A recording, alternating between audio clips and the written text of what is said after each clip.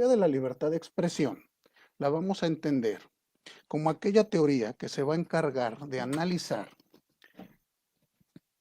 este derecho fundamental que es la libertad de expresión. La libertad de expresión vamos a entender como aquel derecho humano que tienen cada uno de los ciudadanos para expresar libremente sus opiniones. Encontraremos que el primer elemento que revisa la teoría de la libertad de expresión es lo que conocemos como la teoría consecuentalista. ¿Esta qué nos va a establecer? Que todo acto de expresión va a tener alguna consecuencia. Estas consecuencias pueden ser buenas o pueden ser malas. Hay que analizar cuándo las consecuencias del acto de expresión son buenas. Les decía yo en un inicio que estas consecuencias buenas de la libertad de expresión, de la pluralidad de las ideas, lo vamos a tener en el tema de la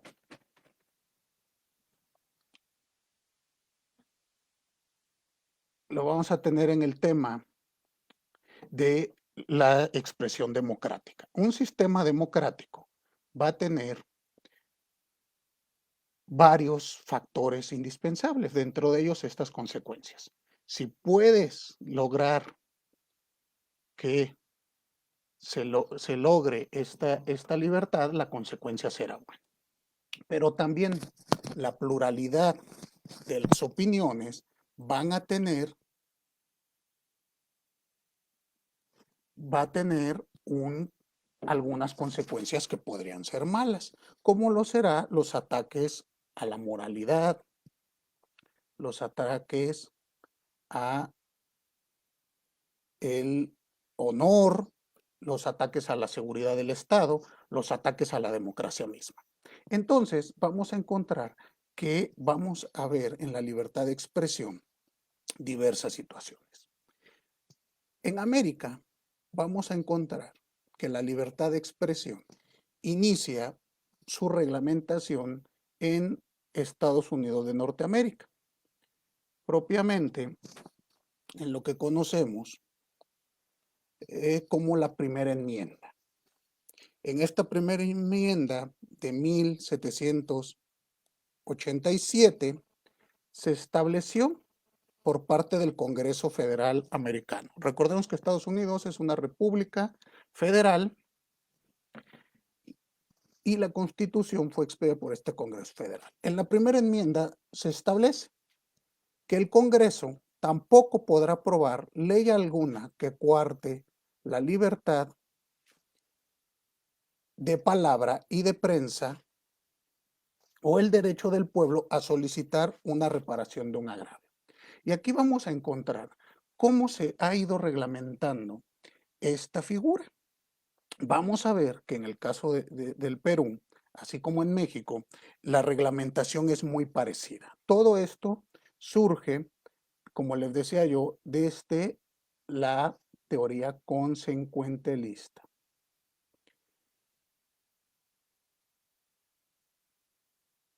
Vamos a checar, como les decía yo, que en este primer antecedente, el Congreso americano, el Congreso de los Estados Unidos americanos, estableció esta situación. No vamos a permitir que esto afecte al Congreso. El Congreso jamás va a poder expedir ley alguna que violente esta libertad.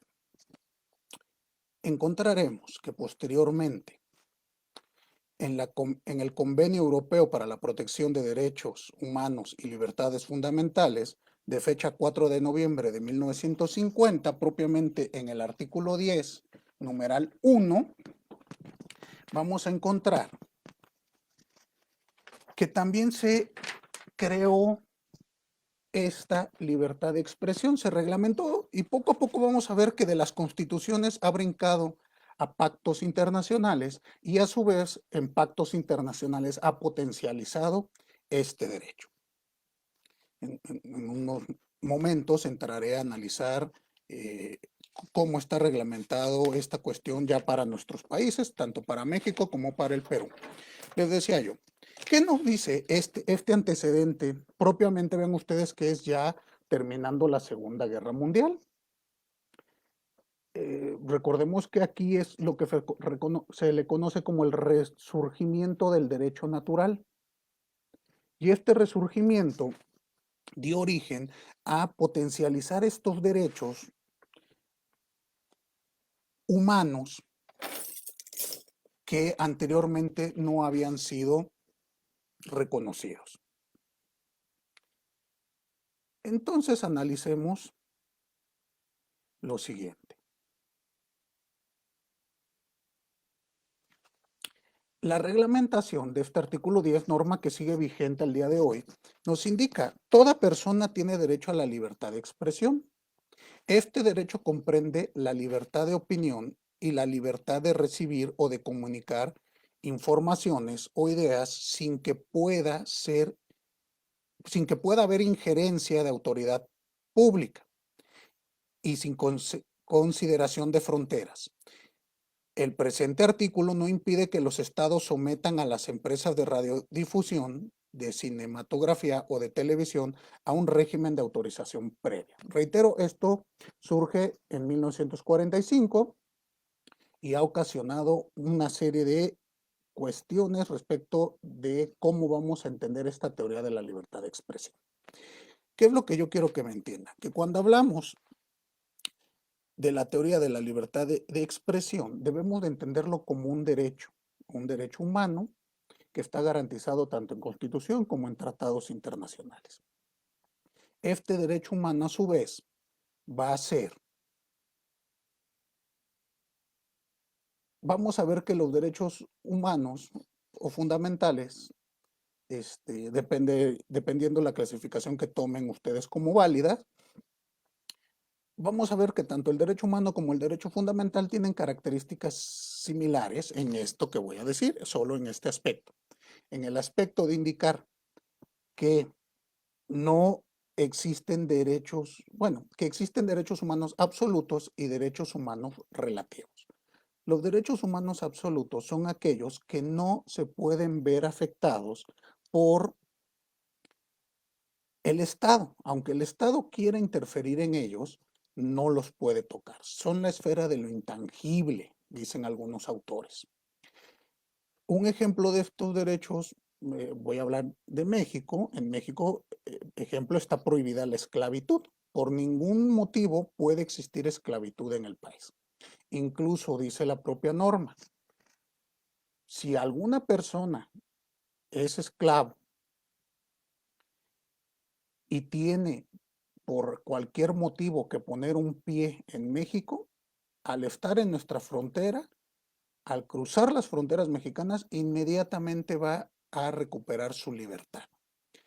Entonces, veamos que esta circunstancia en mi país lo vuelve un derecho absoluto. Hay que verificar en cada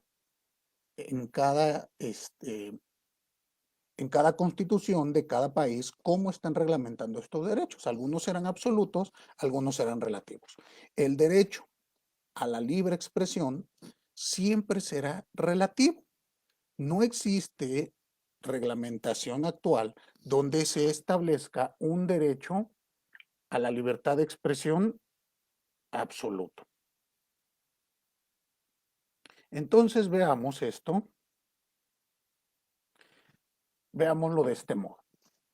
La libertad de expresión se va a limitar, pero vamos a ver cuál es su límite, y aquí es lo importante de la plática que yo vengo a darles. ¿Cómo podemos saber si esta restricción que hacen los estados a la libertad de expresión es proporcional o no? Y esto es, reitero yo, muy importante. Cada día escuchamos más y más ataques a esta libertad de expresión.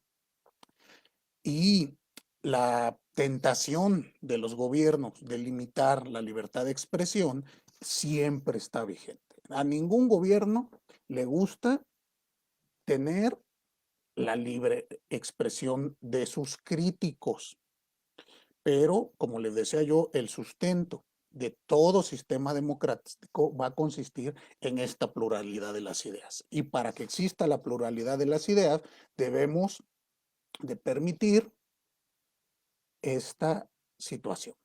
¿Qué va a abarcar esta libre expresión? Y después veremos sus supuestos de restricción. ¿Cuáles van a ser los supuestos de protección?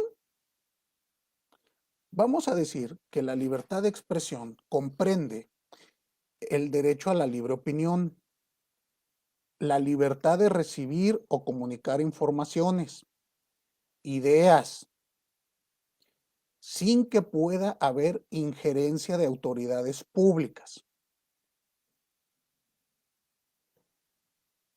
También va a constituir el derecho de expresar símbolos, opiniones políticas, ideas religiosas.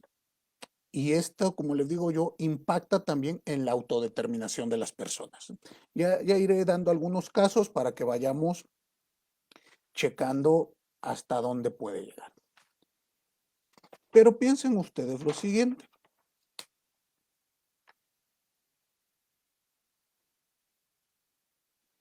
¿Qué debemos de entender por un acto o qué es lo que va a proteger nuestra libertad de expresión? Bueno, vamos a entender que el ámbito de aplicación de esta teoría que estoy platicándoles de la libertad de expresión lo va a ser los actos de expresión del pensamiento. Esto quiere decir que están incluidos cualquier acto destinado por el agente a comunicar a una o más personas alguna proposición o actitud. Entonces, un acto de expresión del pensamiento va a ser estas oraciones, proposiciones que realizamos nosotros en nuestra calidad de emisor de un mensaje dirigido a un auditorio. El auditorio puede ser amplio, puede ser muy corto, pero esto nos lo establecerá el, el acto mismo. Vamos a ver que esta categoría de los actos de expresión es una categoría sumamente amplia, donde van a caber, les decía yo, desde gritos en un estadio,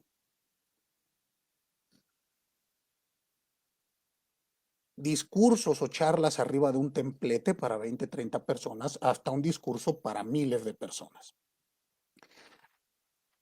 También va a incluir, perdón, discursos públicos o privados, decía yo, en el ámbito académico, en el ámbito científico, en el ámbito religioso, así como exhibición de símbolos o la abstención de exhibir esos símbolos.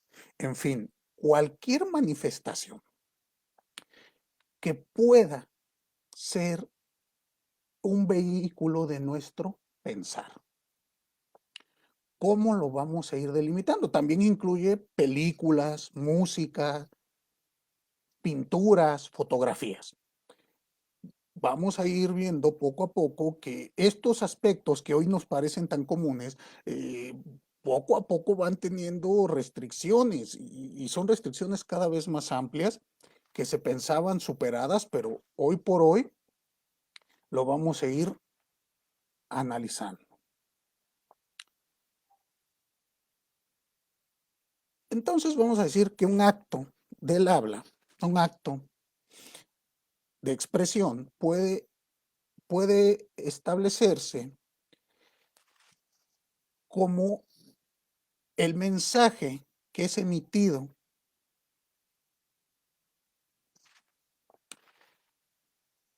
con la actitud de comunicar algo. Esta comunicación, reitero, tendrá que recaer forzosamente en un auditorio. Hay veces que el auditorio se conoce, es un auditorio pequeño y hay veces que el auditorio es tan amplio que no se conoce, o hay ocasiones que el mensaje se emite, pero ni siquiera sabemos quién va a ser el receptor final. No obstante ello, debemos de empezar a analizar que estos actos de expresión deben de tener una amplia protección. Les comentaba, veamos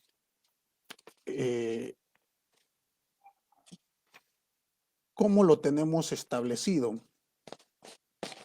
desde el punto de vista convencional. Esto es aplicable para Perú, tanto igual como para México.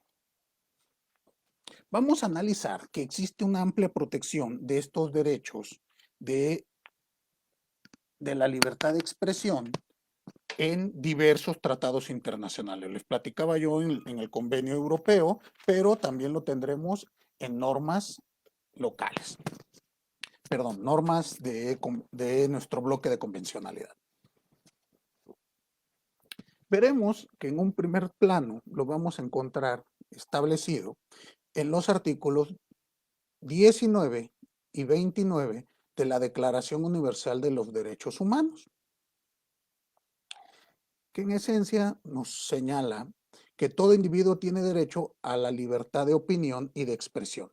Este derecho incluye el no ser molestado a causa de sus opiniones, el de investigar y recibir información y opiniones, así como el de difundirlas sin limitación de fronteras por cualquier medio de expresión.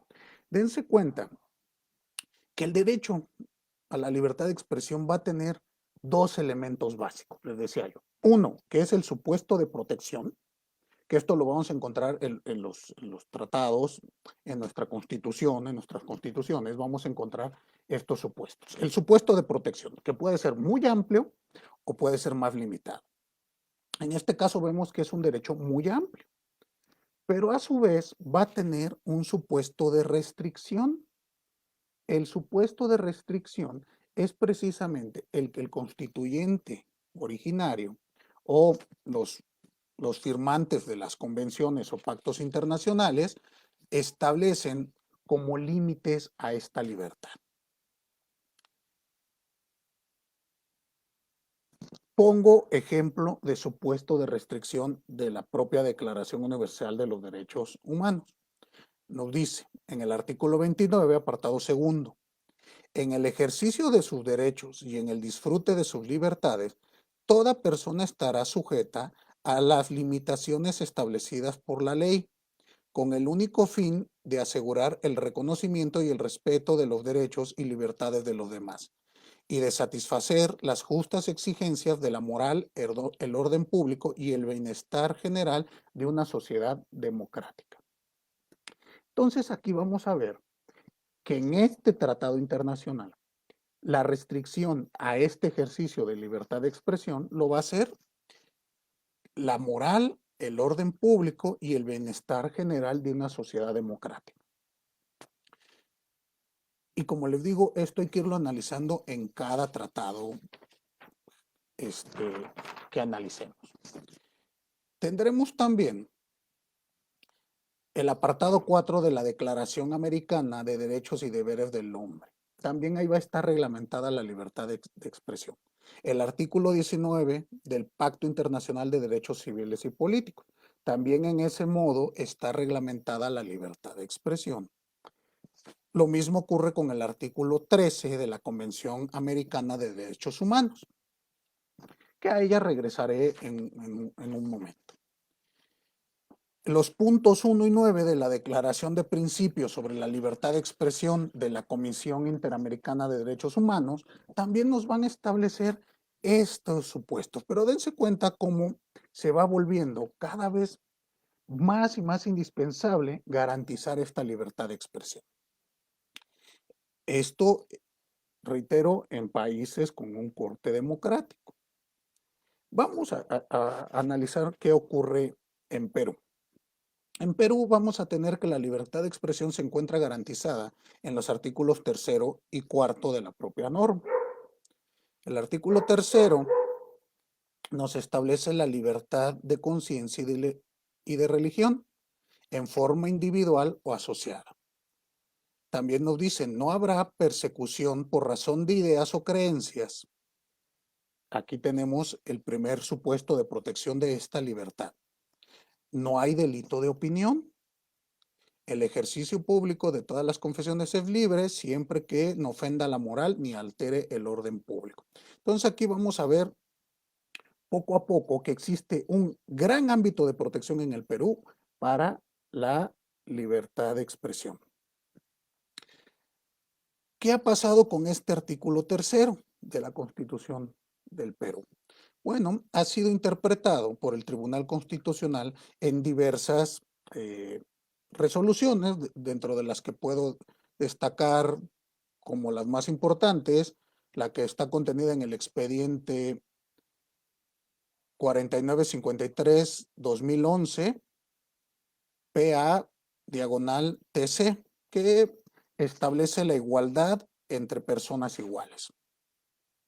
Lo mismo nos aparece en el expediente 3461 del 2010, donde nos habla del derecho a la igualdad como principio rector de la organización del Estado. Esto refiriéndose al tema que estamos viendo. Dense cuenta que en todos los tratados que hemos estado platicando se establece como fundamento o soporte rector de una vida democrática precisamente la libertad de expresión.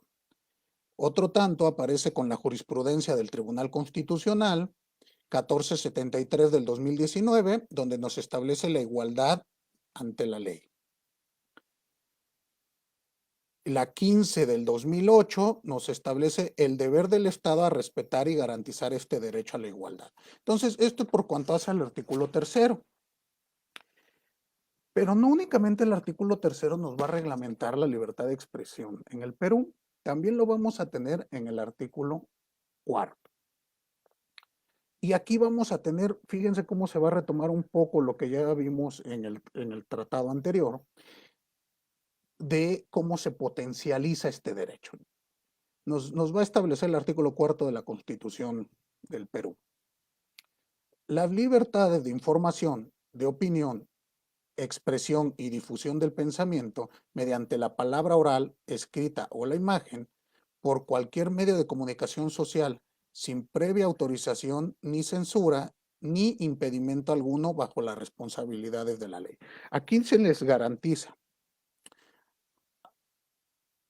por parte de la Constitución el derecho a la información, que forma parte de la libertad de expresión. Yo no puedo formarme una opinión adecuada de algo si no tengo la libertad de tomar cualquier información, cualquier fuente de información que yo considere válida. Pero no únicamente se va a quedar ahí. Vamos a tener de igual modo la libertad de opinión, de expresión y de difundir mi pensamiento, ya sea de manera oral, escrita o por imagen.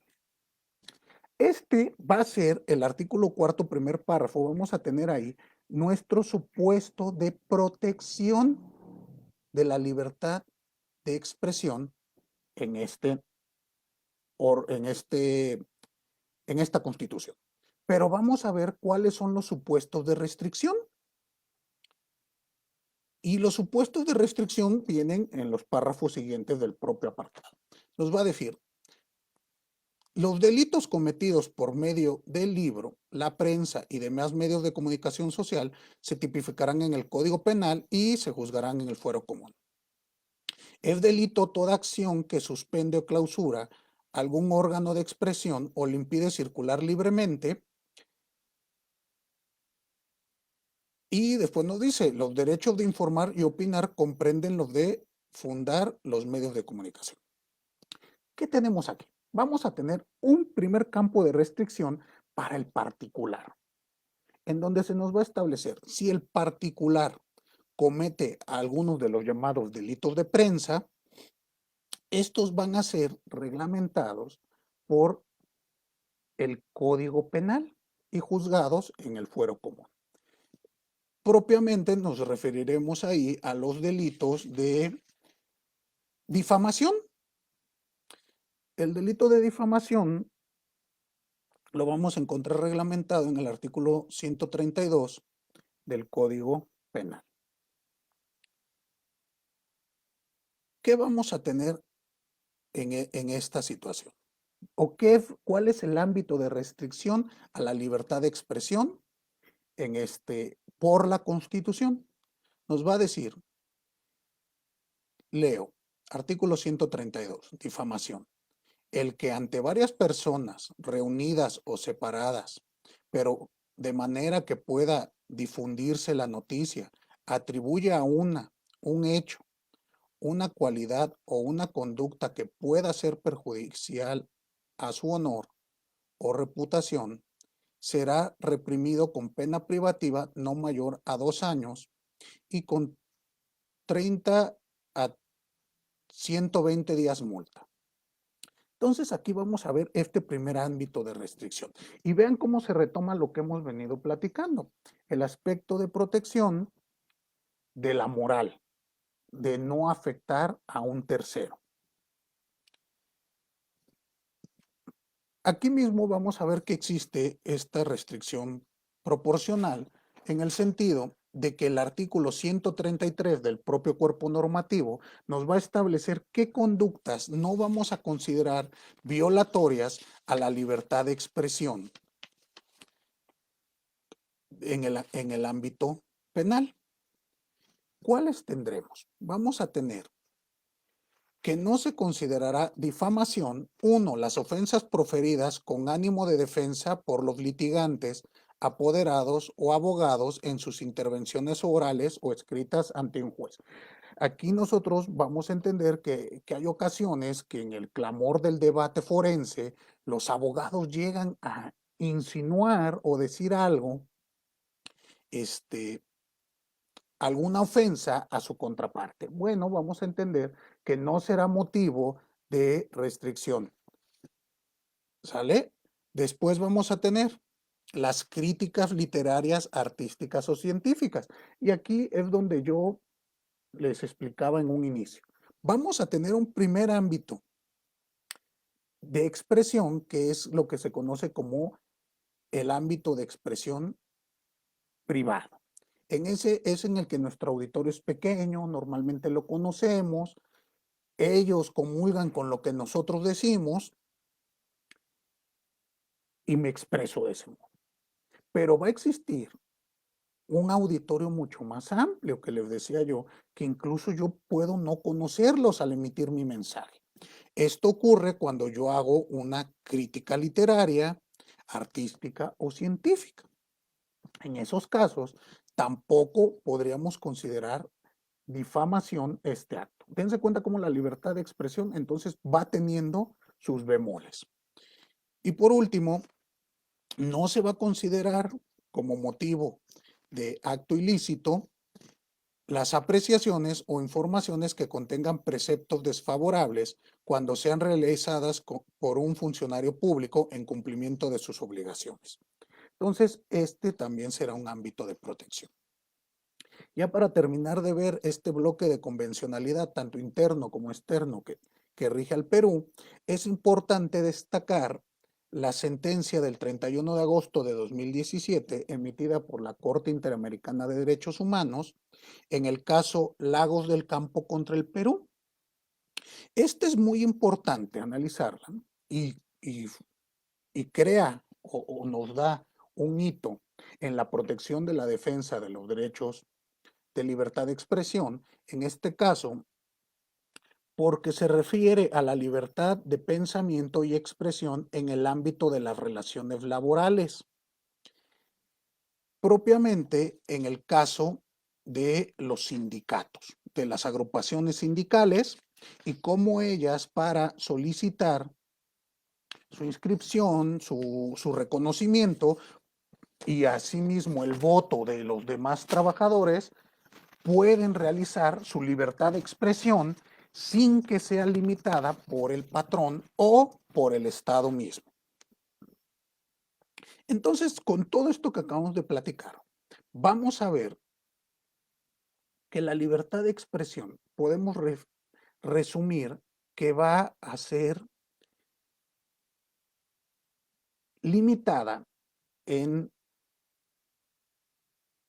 en 7 aspectos fundamentales, que es lo que retoman la mayoría de los tratados que acabo yo de señalar. ¿Cuáles son estos 7 aspectos que se permite una restricción proporcional de esta libertad de expresión? Serán la seguridad nacional, en primer lugar; en segundo lugar, la integridad territorial o seguridad pública; en tercer lugar, la defensa del orden y la prevención del delito; cuarto lugar, la protección de la salud o la moral; en quinto lugar, la protección de la reputación o los derechos de tercero; en sexto lugar, impedir la divulgación de informaciones confidenciales; y en séptimo lugar, garantizar la autoridad y la imparcialidad del Poder Judicial. Entonces vamos a checar que una vida democrática, de acuerdo con lo que nos han establecido todo el marco que acabo de referenciar, va a tener estos límites para la libertad de expresión. Pero debemos de entender que estos límites van a estar situados, o toda teoría de la libertad de expresión se va a basar en el principio Milf. Stuart Mill, al establecer su tratado sobre la República y la libertad civil, nos da esto que conocemos como el principio de la libertad. Este principio nos dice: podemos expresarnos, podemos decir y obtener la información que queramos, siempre y cuando no sea perjudicial para terceros. Pero tenemos que analizar si esta restricción que nos ponga el Estado va a ser mayor su costo que el beneficio. Por lo tanto, hay que entender esta restricción. Mill nos decía: todos los actos de expresión deben de quedar libres de toda limitación legal, aunque den lugar a daños indubitados, que en otros casos bastarían para justificar su limitación. ¿Cuáles son estos daños que puede ocasionar la libre expresión de las ideas? Lo vamos a limitar a 2 aspectos. Bueno, 2 consecuencias de sanción. Una será el reconocimiento por parte de los tribunales para la tipificación de delitos, como ocurre aquí en Perú con el caso de la difamación; o 2, el caso al pago de indemnizaciones mediante acción civil de resarcimiento. En el caso de México, propiamente en la capital, en la Ciudad de México, no tenemos ya tipificado el delito de difamación. Hoy en día, la difamación, si alguien considera que ha sido difamado, tiene que hacerlo valer en una acción civil, donde tendrá que acreditar los daños que sufrió, los menoscabos que tuvo, para que sea condenado, en dado caso, quien haya inferido estas difamaciones.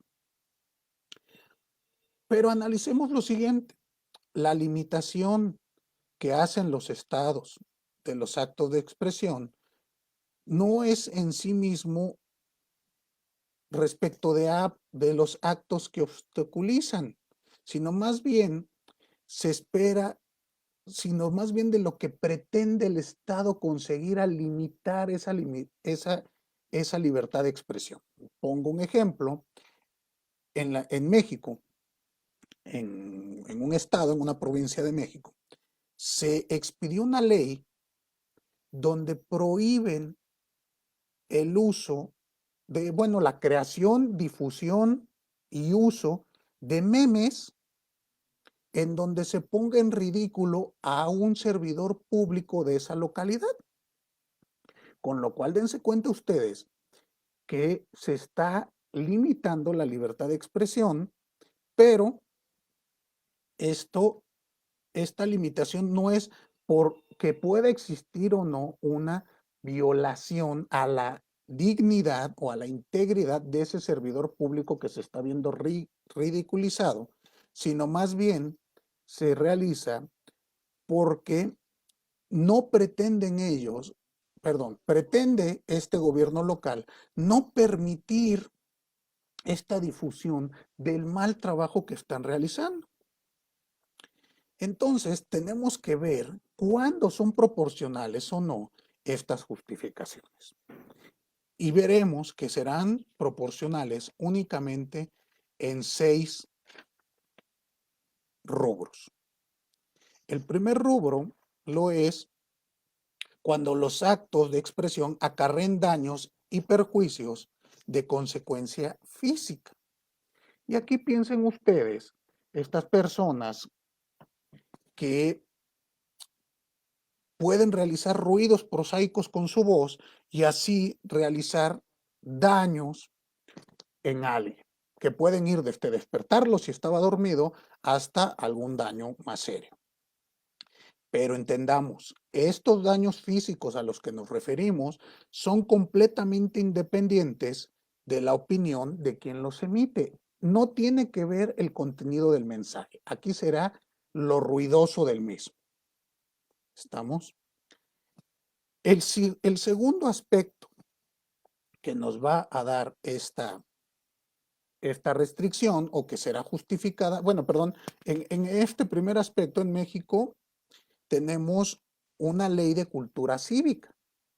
Esta ley de cultura cívica prohíbe el emitir mensajes estridentes, el uso de la voz fuerte en la vía pública, incluso proferir groserías a un compañero, a un amigo en tono juguetón, será sancionado de acuerdo con esta ley. Básicamente por esta situación. Después tendremos una segunda forma de limitar.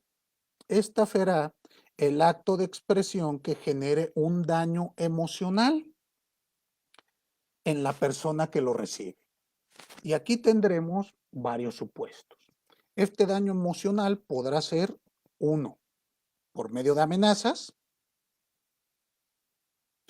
2, por medio de un discurso discriminatorio; o 3, por medio de un discurso de odio. En estos supuestos es proporcional y justificado restringir este tipo de discursos. ¿Por qué? Porque atacan a otro derecho fundamental, que es el derecho de la dignidad de las personas. Quien está recibiendo esos mensajes se puede ver afectado. Entonces, tampoco los vamos a permitir. Se van a limitar. Posteriormente vamos a tener un tercer supuesto de restricción. Aquí encontraremos que el acto de expresión puede causar un daño a otra persona, haciendo que otros se formen una opinión adversa o poniéndola en ridículo en el foro público. Aquí el ejemplo que vamos a tener es la difamación.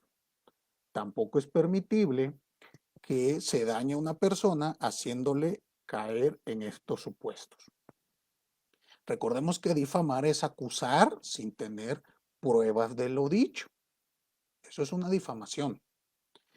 Entonces, en esos casos, no es válido, escudándose en la libertad de expresión, señalar juicios de valor u opiniones en contra de un tercero. También vamos a tener un cuarto supuesto. Este es cuando el acto de expresión pueda generar pánico en un auditorio.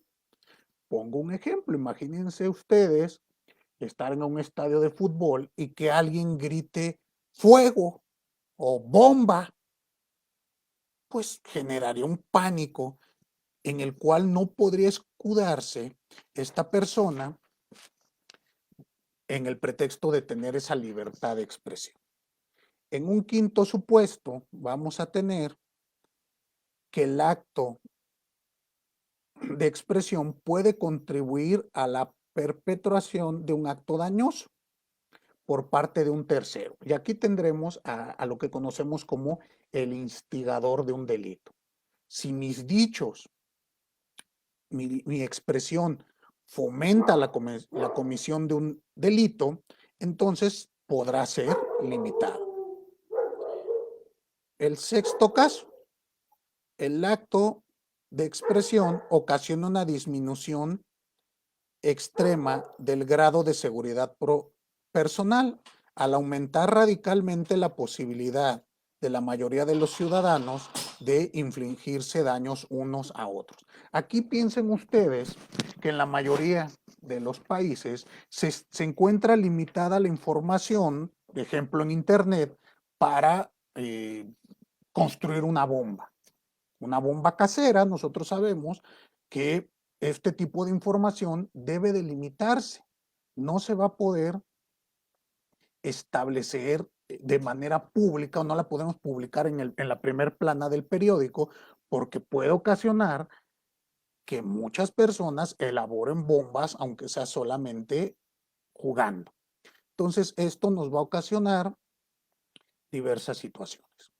Entonces, ¿cómo podemos resumir este principio MILF? Nos decía el propio autor, quienes comienzan por eliminar por la fuerza la discrepancia, terminan pronto por eliminar a los discrepantes. La unificación obligatoria del pensamiento y de la opinión solo se obtiene en los cementerios.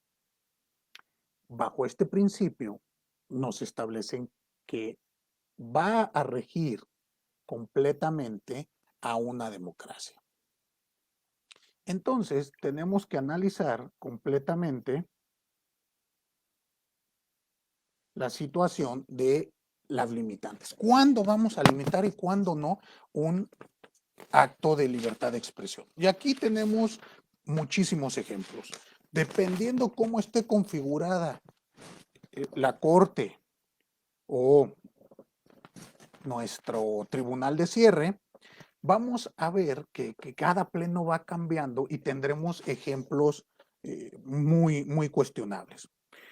Piensen ustedes, en Estados Unidos, que les digo que es donde salen la mayoría de estas teorías, igual parece una bandera donde vamos a establecer los límites de la libertad de expresión y dónde no. Actualmente al presidente americano, norteamericano, parece que la libertad de expresión no le agrada mucho y ataca constantemente a los medios de comunicación, pero también lo ha hecho la propia Corte, en donde ha limitado la libertad de expresión en diversas ocasiones. En un primer momento limitó la libertad de expresión para un funcionario de la CIA. En la CIA se establece cuando te contratan que una vez que tú ya dejes de trabajar para ellos y desees realizar algunas memorias o comentar algo de tus experiencias en, en esta agencia y publicarlas, previamente se lo tienes que dar al órgano para que lo revise y autorice su publicación. De lo contrario, no lo puedes publicar porque incurrirías en algún daño. Un personaje en Estados Unidos decide publicarlo, unas de sus memorias en la CIA, sin permitir, bueno, sin dárselo previamente a que lo revise la CIA.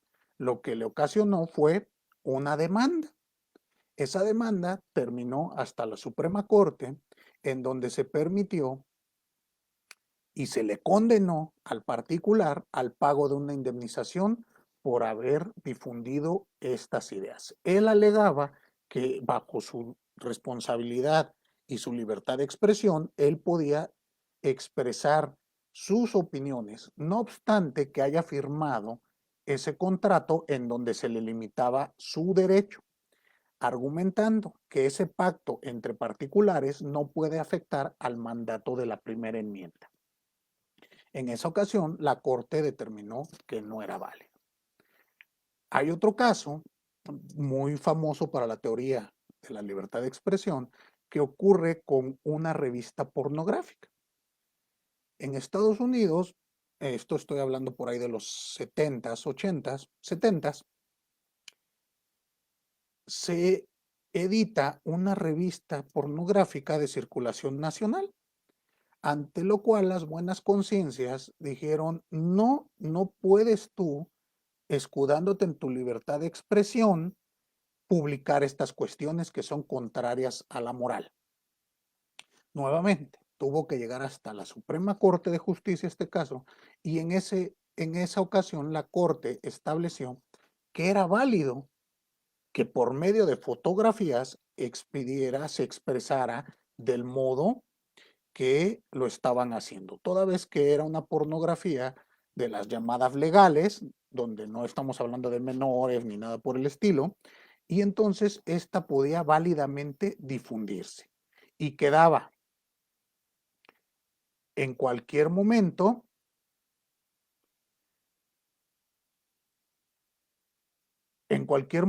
queda en disposición del lector de la revista consumirla o no. Entonces ahí tendremos este otro supuesto. Y así podremos ir hablando de muchos ejemplos en Estados Unidos. Yo les quiero comentar algunos ejemplos de la legislación mexicana. Piensen ustedes, actualmente, esto estoy hablando, es muy reciente para términos mexicanos, en noviembre la Corte de Justicia resuelve un amparo en donde decide que bueno, les comento a grosso modo cómo venía la litis. Una persona, el primer día que llega a trabajar en una empresa, él es contador, después de pasar ciertos filtros y entrevistas que se hacen en estas empresas internacionales, vamos a ver que este fulano llegó con una cruz alemana, una cruz suástica atrás de la oreja, un tatuaje aproximadamente de 5 centímetros. Ante ello, el primer día de trabajo es llamado a recursos humanos. Y en recursos humanos le dicen, oye, ¿sabes qué? Así no puedes seguir trabajando aquí porque tu tatuaje pues le molesta a los dueños de la empresa porque todos son de ascendencia judía. Por lo tanto, no podemos continuar contigo aquí trabajando. Esto, reitero, fue el primer día de labores. El fulano interpone una demanda civil, en este caso argumentando la discriminación.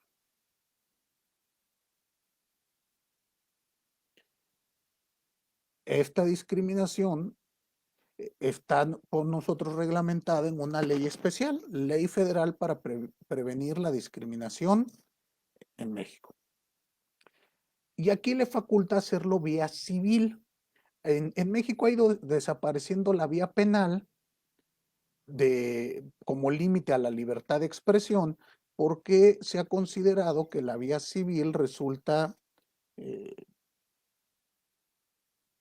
idónea para reparar en sus derechos a quien ha sufrido algún exceso en la libertad de expresión. Y ha quedado como delito la discriminación solamente para algunas cuestiones, pero normalmente es en la vía civil. Estos discursos discriminatorios o de odio se tienen que limitar, pero lo hacemos en la vía civil. Este fulano se va, les digo, el que trae un tatuaje alemán, que todos sabemos lo que simboliza esta figura, y más para los judíos, entonces tiene que acudir a primera instancia. En la primera instancia condenan a la empresa a pagar daños y perjuicios, una cantidad alrededor de $100,000. Era lo que él demandaba y fue a lo que se tuvo la condena. Segunda instancia, deciden revocar esta determinación y ahora por el contrario decir que no había ocurrido sanción alguna por parte de la empresa, sino quien estaba emitiendo un discurso de odio era este fulano. Y que él al tener ese tatuaje atrás de la oreja incluso pone en riesgo a la comunidad, porque significa todos los actos atroces que ocurrieron entre 1936 y el 45, que es lo que nosotros conocemos como el Sistema Nacional Socialista Alemán. Bueno, esto llega hasta la Suprema Corte de Justicia y aquí es lo que les comento, lo que yo quiero que pongamos atención. Llega ante la Suprema Corte de Justicia y en la Suprema Corte de Justicia nuestro máximo tribunal mexicano determina que es correcto discriminar al discriminador, odiar al que odia, censurar al que censura.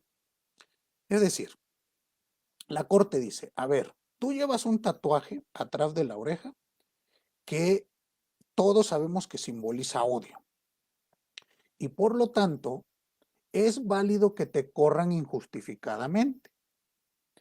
No importa aquí lo laboral, fue correcto que te corrieran. Máxime que ellos te dijeron, cámbiate el tatuaje y tú decidiste no hacerlo.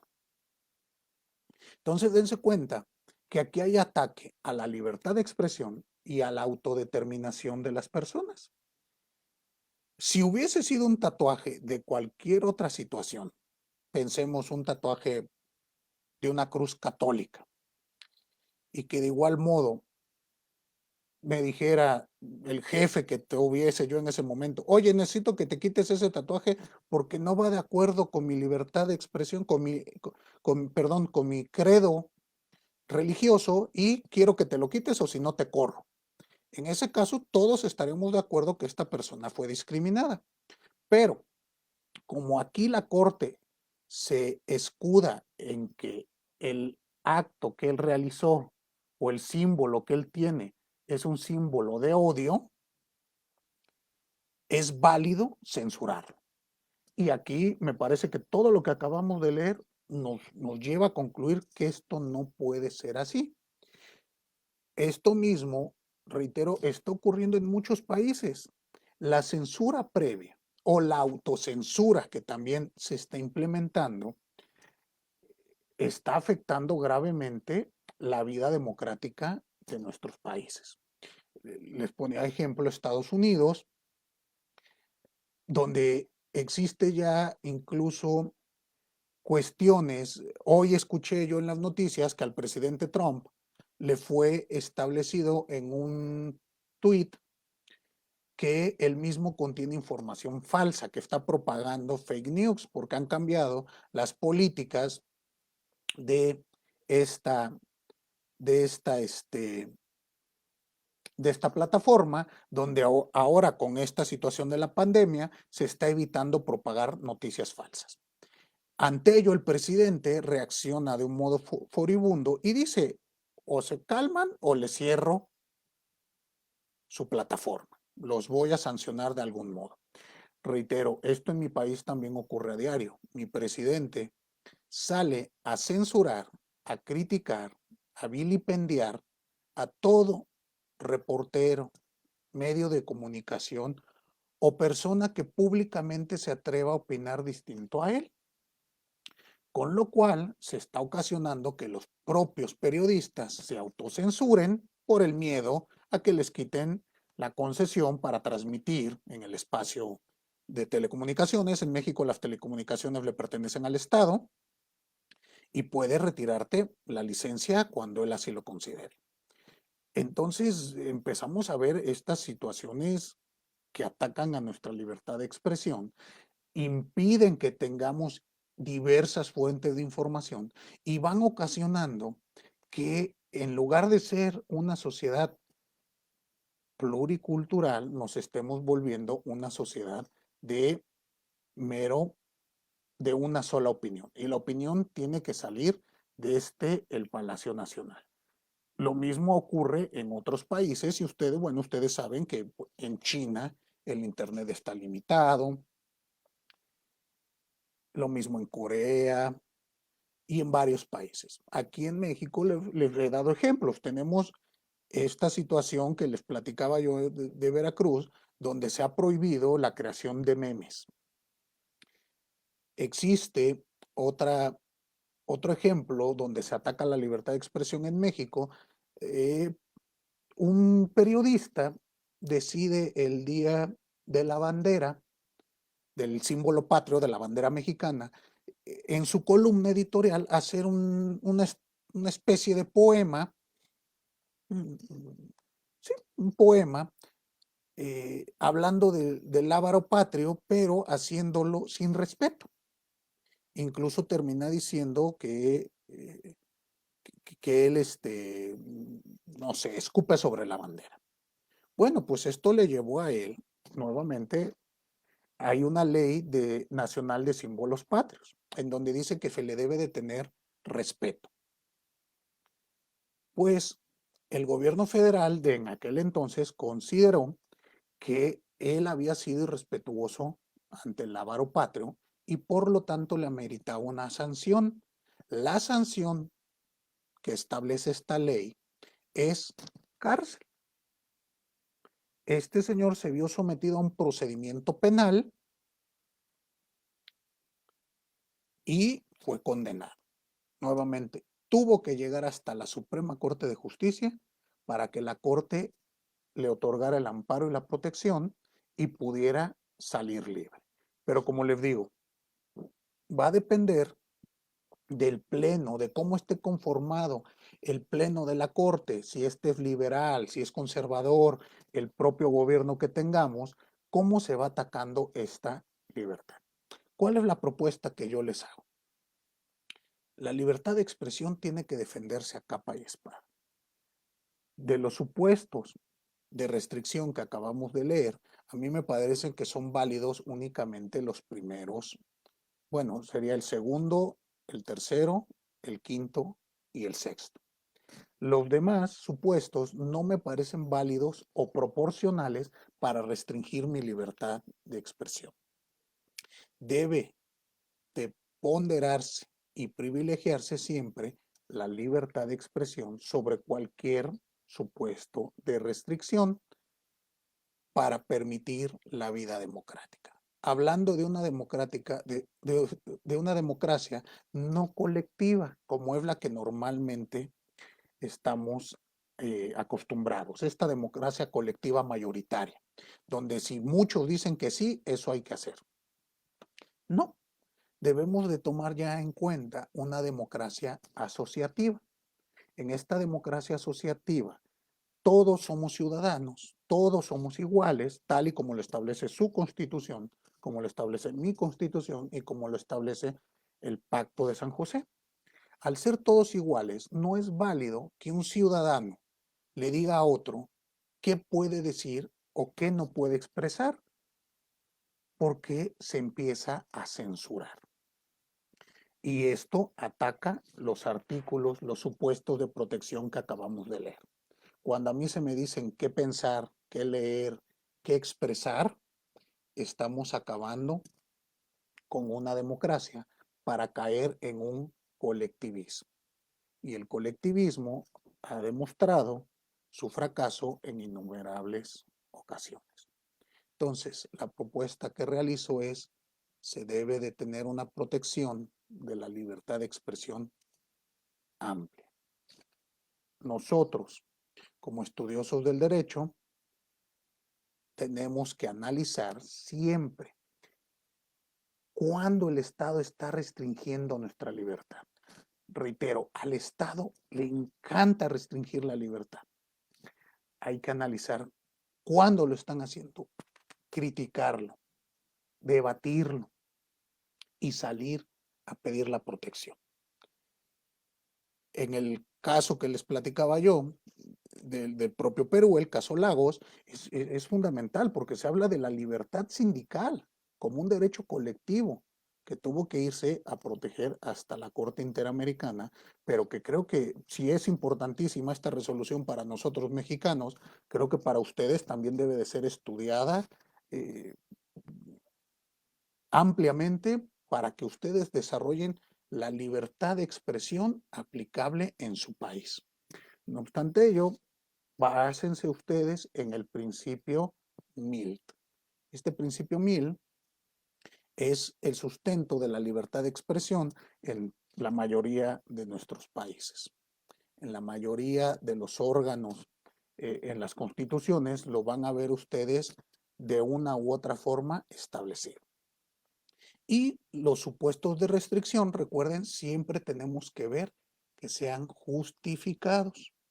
Y no puede el Estado, basándose en un supuesto ataque a la moral, censurar previamente un mensaje o no. La moral, las buenas costumbres, le llaman de miles de formas. Entonces, chéquenlo ustedes, vean el bloque de convencionalidad tanto interno como externo que tiene su país, donde a mí me parece que es muy claro los ámbitos de restricción y el ámbito de protección, que es lo más importante. Bueno, creo que he cumplido con el tiempo que me han asignado. No me resta más que agradecerles su atención. Siempre es un gusto poder colaborar con esta institución tan prestigiosa que es EGACAL y agradecerle nuevamente al doctor Guido Aguilagrados y a la doctora Ana Calderón Sumarriba por permitirme estar hoy con ustedes. Muchísimas gracias. Nos vemos. Queda a sus órdenes.